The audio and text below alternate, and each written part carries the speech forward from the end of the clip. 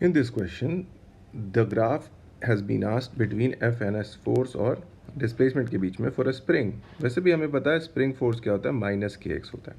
Minus यहाँ पे indicate करता है कि the force is a restoring force. ऐसे भी कह सकता हूँ कि जैसे जैसे एक्स की वैल्यू बढ़ेगी, है ना, एक्स अगर राइट लगेगा तो फोर्स उसके अगेंस्ट लेफ्ट लगेगा, ऐसे सोच सकते हैं आप। अगर एक्स जो है वो लेफ्ट की तरफ लगेगा तो फोर्स जो है वो राइट की तरफ लगेगा। That's how the logic goes, क्योंकि के तो कांस्टेंट है, उससे कोई मतलब नहीं है। Force is only proportional to x, है ना। और नेगेटिव साइन यही इंडिकेट करता है कि अब मैं ऐसे लिख देता हूँ आपके लिए, व्हेन एक्स इज पॉजिटिव, है ना, F is negative, F is negative and vice versa, that is also true. Okay, so given this logic, यहाँ पे एक ही ग्राफ है जो सेटिस्फाइंग है इस मामले में, क्योंकि यहाँ पे आप देख सकते हैं graph C, as the x is positive thoroughly,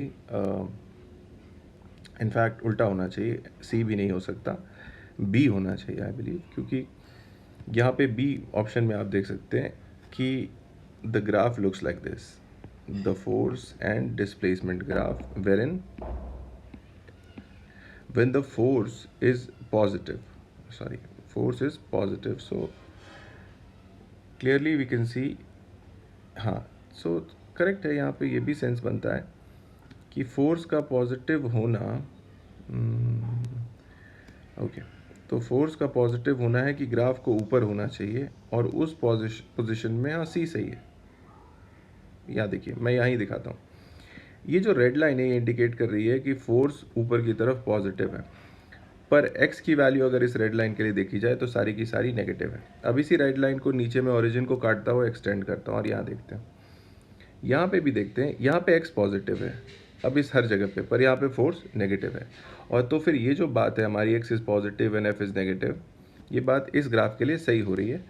and दस आई कैन से कि absolutely option number C seems correct here, है ना, सी सही है, यही करेक्ट आंसर होगा इस ऑप्शन में। That's it, thank you.